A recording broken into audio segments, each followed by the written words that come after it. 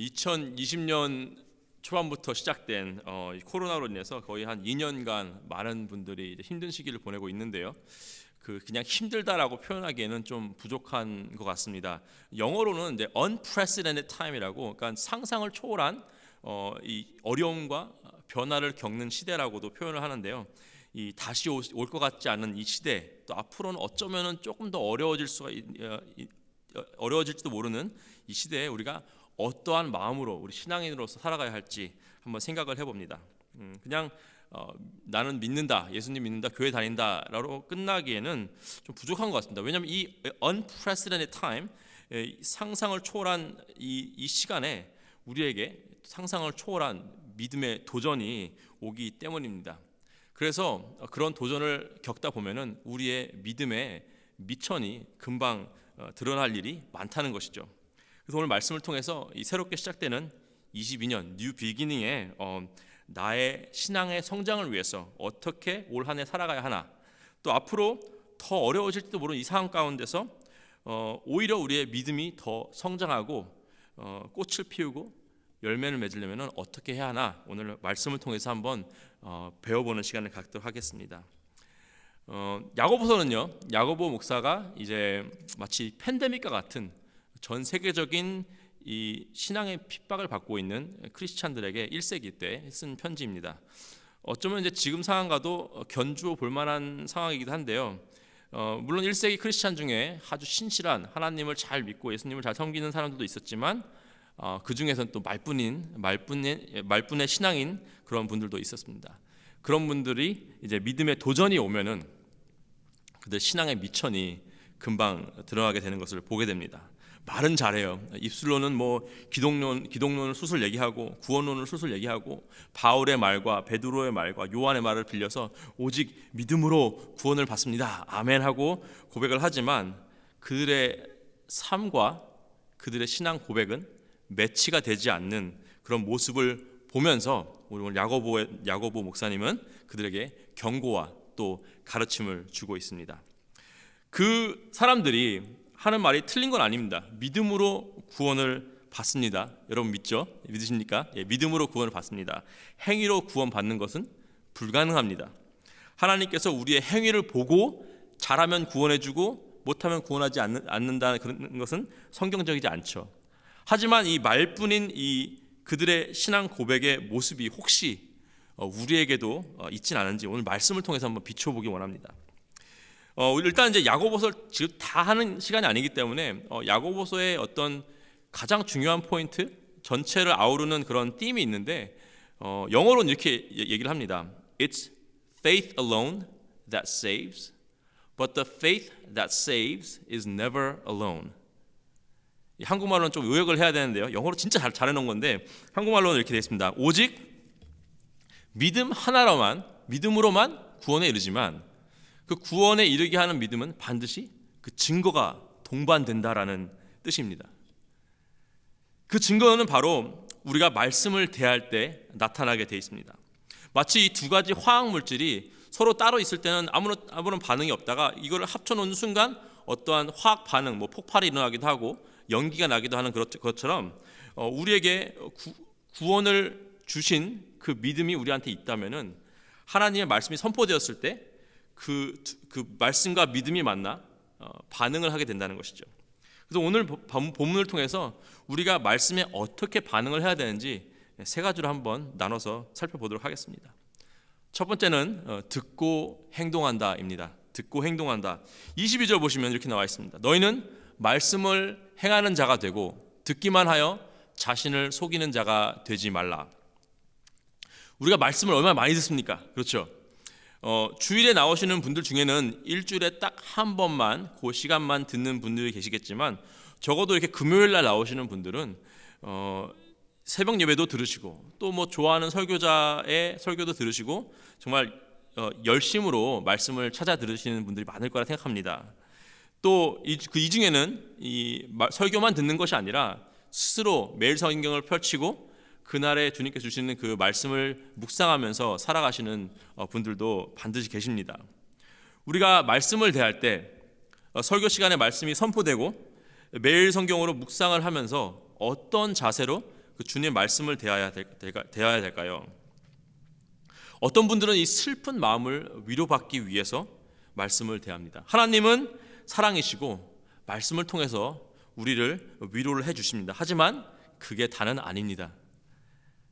어떤 분들은 삶의 목적과 꿈을 위해서 말씀을 대합니다. 우리 청년들이 특히 그렇죠.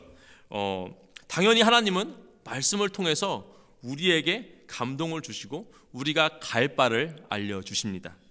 하지만 그것도 다가 아닙니다.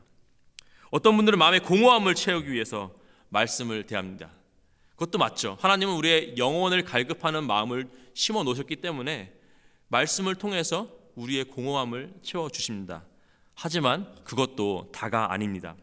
본문 22절에는 우리에게 아주 중요한 말씀을 해주고 있는데 우리가 말씀을 대할 때 행함이 있어야 한다는 것입니다. 말씀을 듣기만 하고 행함이 없다면은 자신을 속이는 자라고 말씀을 하십니다. 좀 이제 다르게 설명을 하자면은 입력이죠. 입력. 인풋이 있다면 아웃풋이 있어야 한다는 것입니다. 입력이 있으면 출력이 있어야 한다는 거죠. 뭔가가 들어갔으면 나와야 된다는 것입니다. 하나님의 말씀이 우리 가운데 인풋 되었다면 그 말씀이 우리 가운데 우리를 구원에 이르게 한 그 믿음과 함께 확 반응을 일으켜서 아웃풋인 행동으로 나와야 된다는 것이죠. 말씀을 들었는데 아웃풋이 전혀 없다. 그럼 우리가 잘 생각해 봐야 됩니다.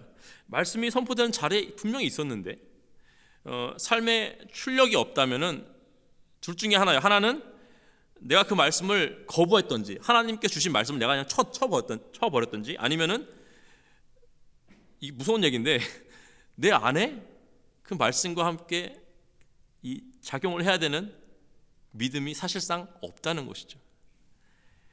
이게 구원과 직결된 문제이기 때문에 제가 조심스럽게 말을 할 수밖에 없습니다. 하지만 야고보에서는 그렇게 얘기를 하고 있어요.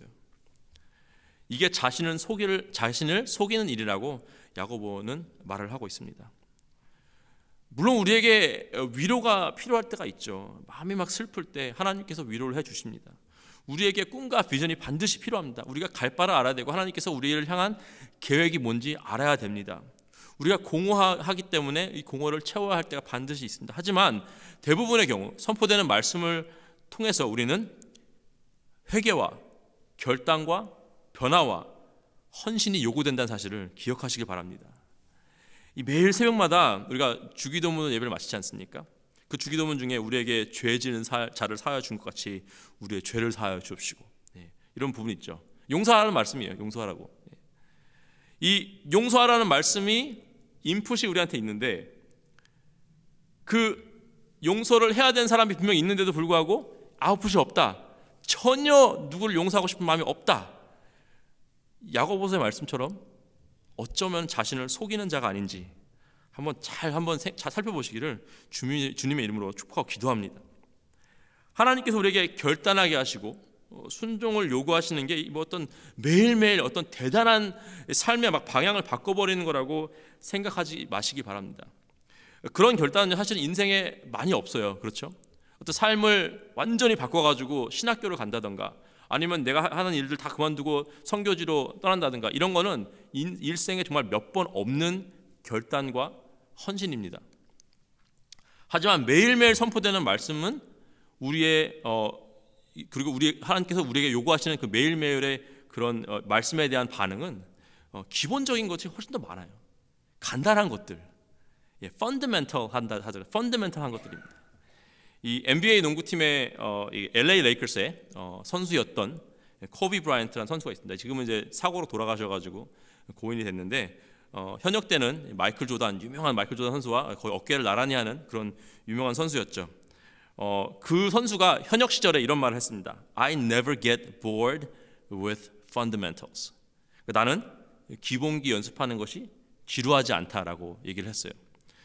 최고의 선수였습니다. 당시에는. 그렇죠? LA 레이커스를 NBA 챔피언십 5번을 우승시킨 그런 선수였고요. 이 선수가 하는 그 연습 방법은 또 많은 선수들의 롤모델이 되었습니다. 보통 이제 NBA 시즌이 6개월 정도를 하거든요. 1년에 6개월을 경기를 하고요. 나머지 6개월은 오프 시즌이라고, 그러니까 on 시즌, off 시즌 해가지고 off 시즌 때는 알아서 선수들이 뭐 훈련도 하고 재활 훈련도 하고 또 가족들과 시간도 보내고 휴가도 가고 이렇게 하는데요. 이 코비 브라이언트는 6개월간의 시즌을 마치고 6개월간의 그 오프 시즌 때 하루에 6시간 주 6일 아주 강도 높은 훈련을 했다고 합니다. 이 오프 시즌인데도 그렇게 훈련을 연습하는데, 이 세계적인 선수면은 좀 이렇게 특별한 뭔가 비결이 있을 것 같은데 의외로 단순한 훈련을 반복적으로 했다 그래요. 그냥 슈팅하고 풋워크하고 드리블하고 웨이트 트레이닝하고 이런 반복적인 간단한 펀더멘탈한 훈련을 6시간을 반복했다 그럽니다. 누구나 다 하는 훈련인데도 그거를 매일매일 아주 신실하게 하루 6시간 주 6일 오프시즌 다 남들은 다 쉴 수도 있는 그 시간에 6개월 내내 동안 이 훈련을 했다는 것입니다. 그렇게 펀더멘털한 훈련을 하니까, 그렇게 매일매일 그렇게 아주 단순한 반복적인 훈련을 하니까 중요한 순간에 뭐 1점 차로 지고 있는데 뭐 2초 남겨놓고 슛을 넣고 이런 대단한 일들을 하게 된다는 것입니다. 만약에 우리가 하나님께 주신 말씀 앞에 서서 매일매일 해야 하는 결단에 별로 관심이 없다면은, 주님께서 이 매일 우리에게 요구하시는 이 회개와 결단과 변화와 이 헌신에 관심이 별로 없다, 그럼 절대로 우리는 주님께서 우리에게 요구하시는 큰 일에, 삶을 변화시키고 바꾸는 일에 절대로 참여할 수가 없을 것입니다. 그리고 그런 분들은 어쩌면은 나 스스로 믿음이 있다라고 착각하고 살아가는 것일지도 모른다는 사실을 여러분 기억하시기 바랍니다. 두 번째는 보고 기억하다. 두 번째 포인트는 보고 기억한다입니다. 23절부터 읽겠습니다.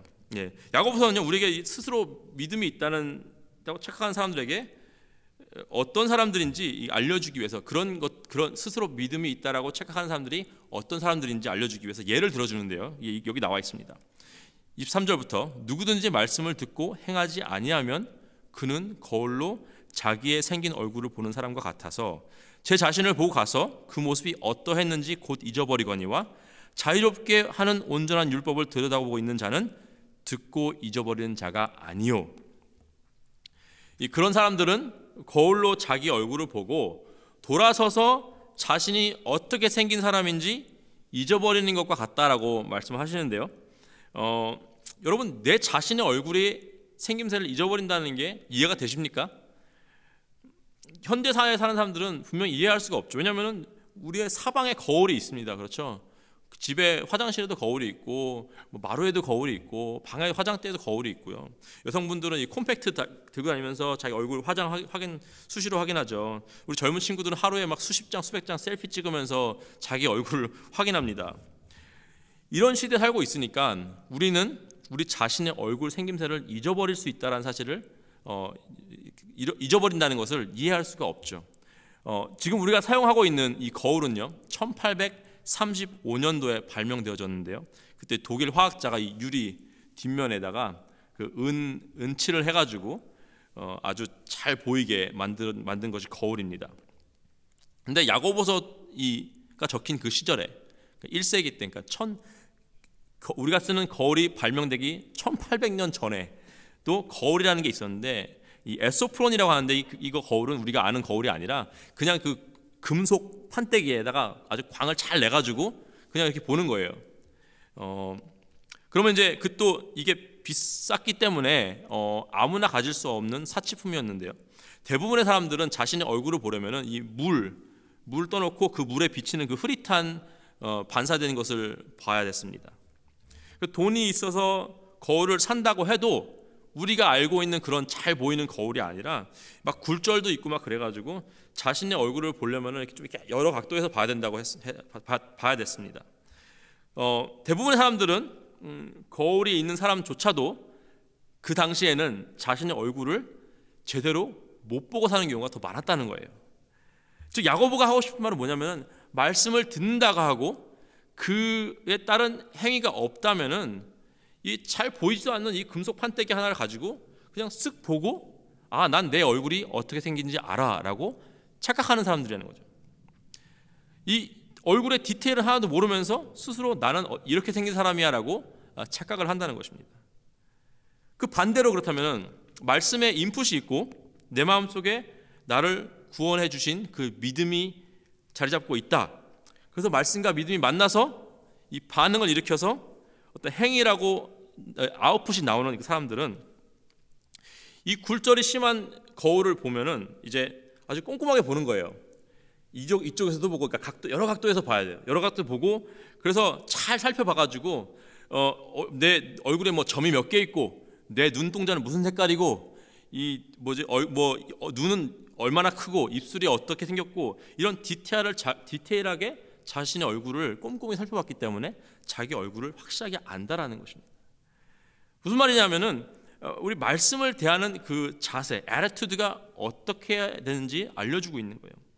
2000년 전에 거울로 자신의 얼굴을 살펴보려면 마음 먹고 진짜 꼼꼼하게 봤어야 됐습니다. 여러 각도, 시간을 충분히 사용해서 이리 보고 저리 보고, 혹시 잊어버릴까 봐 좀 그려도 보고, 내 얼굴이 어떻게 생겼나, 그렇게 해야지만 자신의 얼굴을 익힐 수 있는 것처럼 우리가 말씀을 대할 때, 내가 오늘 말씀을 통해서 주의 음성을 반드시 듣겠다, 주님께서 나에게 요구하시는 회개와 결단과 변화와 헌신이 무엇인지 반드시 알고야 말겠다라는 마음으로 아주 꼼꼼하게 이 각도 저 각도에서 보고, 시간을 충분히 사용해서 잊어버릴까 봐 노트에 적기도 하고, 말씀에 밑줄도 긋기도 하면서 주님의 음성을 들으려고 해야 한다는 것입니다. 제가 2021년부터 중고등부를 맡았습니다. 처음에 이제 온라인으로 설교를 했죠. 그때는 클로징 했었으니까. 그래서 몰랐는데 이제 예배가 오픈되고 나서 아이들을 이게 앉아서 설교를 하는데 물론 이제 팬데믹의 영향도 있고 해서 예배에 집중을 못 하더라고요. 그래서 이제 그 예배 마치고 그 하는 성경 공부에서 이제 교사분들이 아이들과 이제 그 설교에 대해서 나누고 하는데 잘 몰라요. 제가 무슨 말했는지 모르는 것 같아요. 그래서 예배는 이제 훈련이기 때문에 모든 아이들에게 제가 바인더를 나눠줬습니다. 바인더 요만한 바인더인데요. 그 주보를 그 바인더에 껴넣을 수 있게 구멍 뚫린 종이를 사용해서 나눠주기 시작했어요. 그래서 그 주보를 바인더에 껴서 제가 하는 설교 노트를 적게 만들었습니다.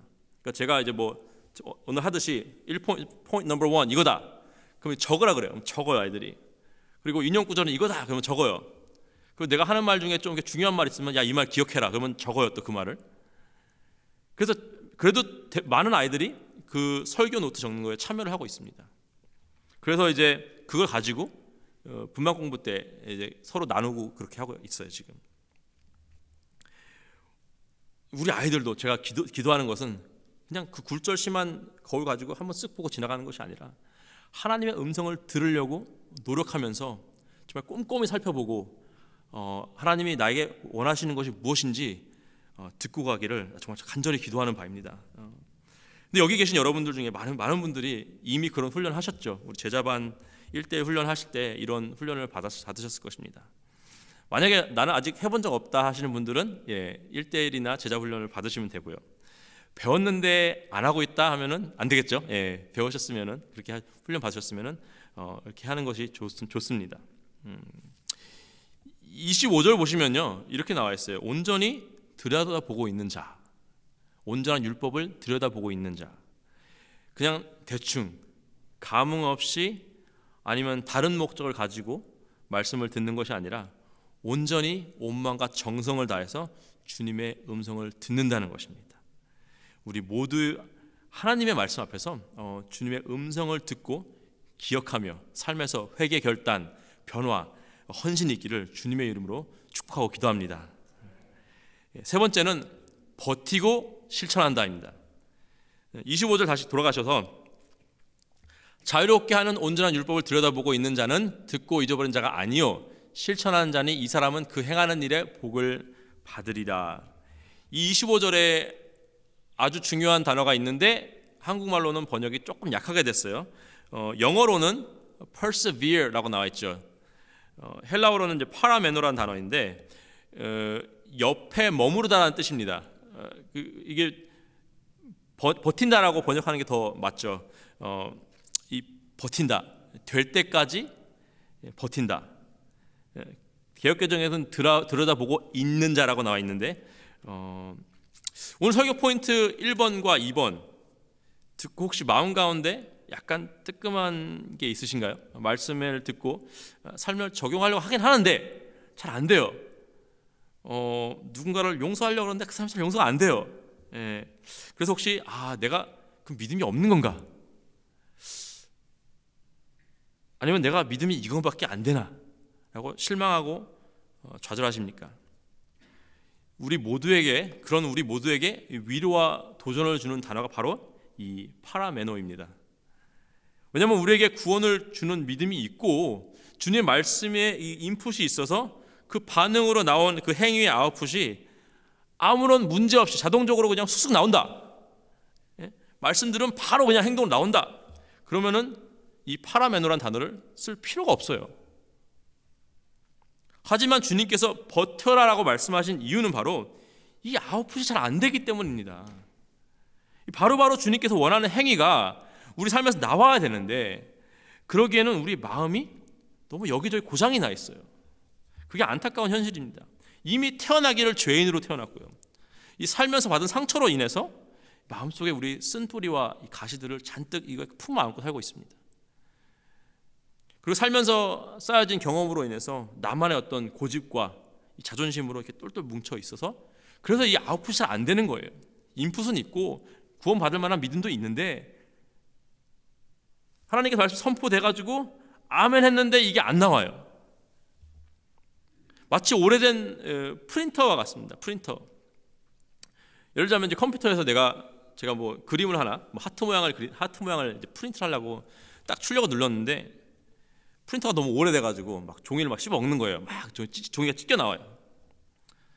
그래서 막 이제 고치려고 기름칠도 하고 부품도 몇 개 좀 갈고 그랬더니 이제 종이가 나오는 거예요. 종이는 나오는데 너무 오래돼가지고 막 여기저기 더럽고 그래가지고 막 잉크는 막 새고 그래서 이 하트 같긴 한데 막 번지고 줄가 있고 그런 게 나오는 거예요.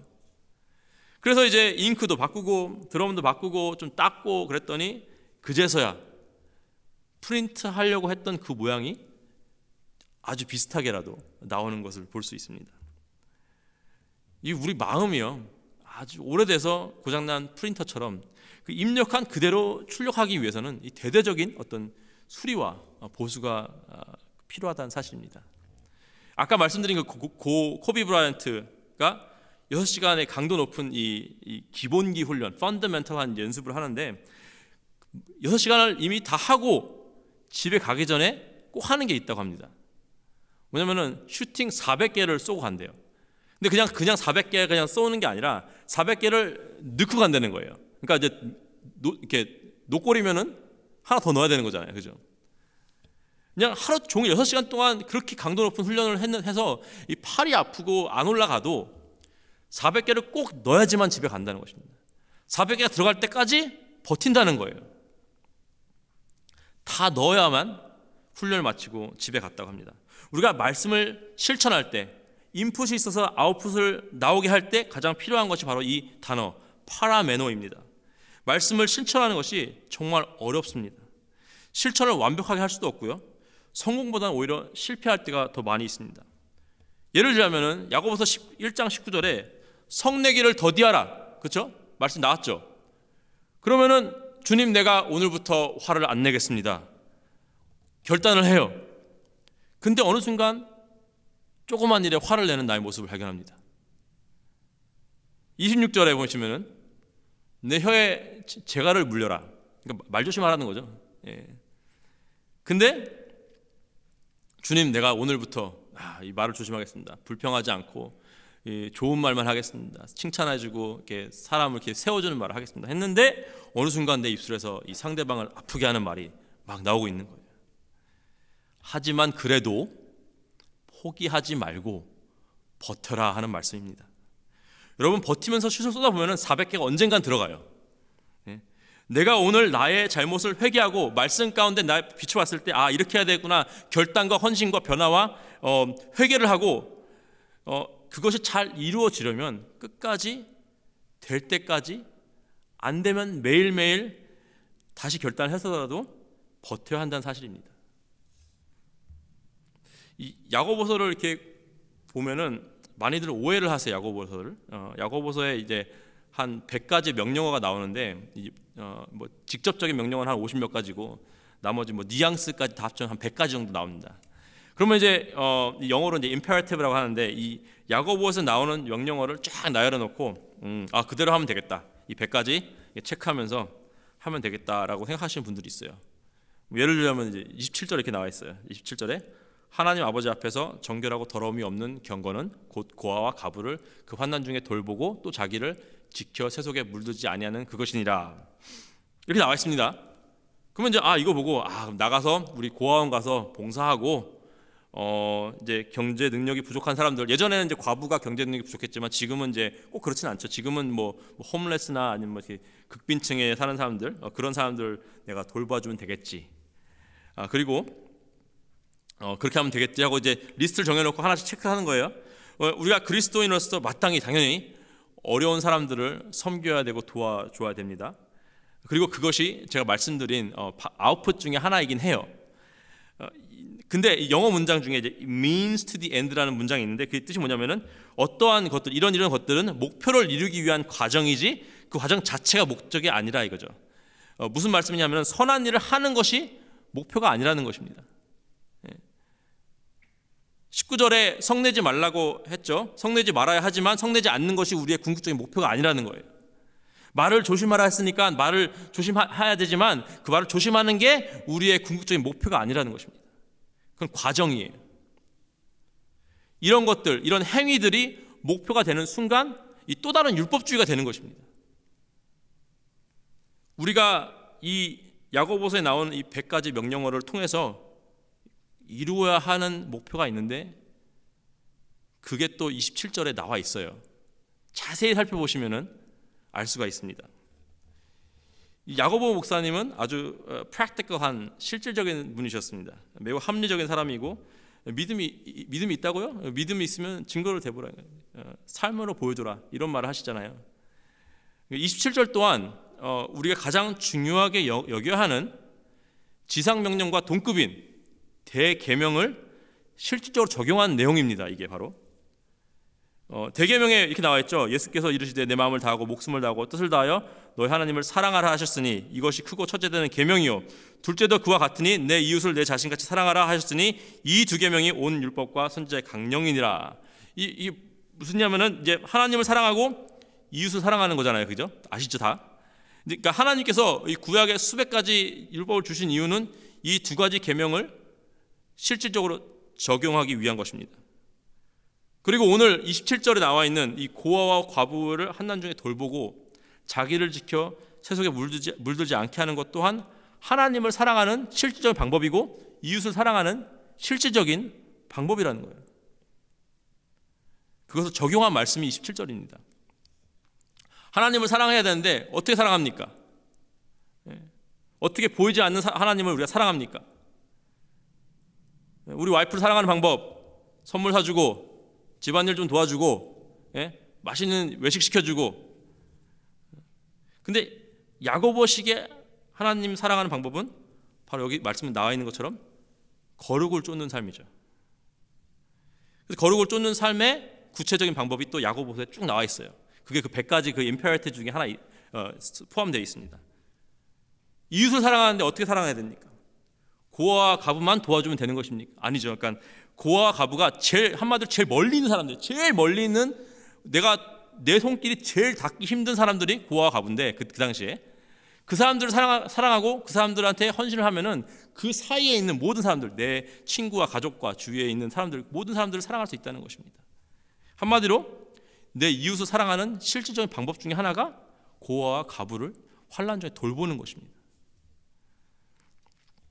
다시 이제 너무 헷갈리실 수 있는데 means to end를 돌아가서 야고보서에 나오는 명령을 지키는 것이 목표가 아니라고 말씀드렸죠. 그러면 목표가 무엇인가? 바로 그것들을 살면서 실천함으로써 하나님을 내 마음과 목숨과 뜻을 다해 사랑하는 것이 목표라는 것입니다.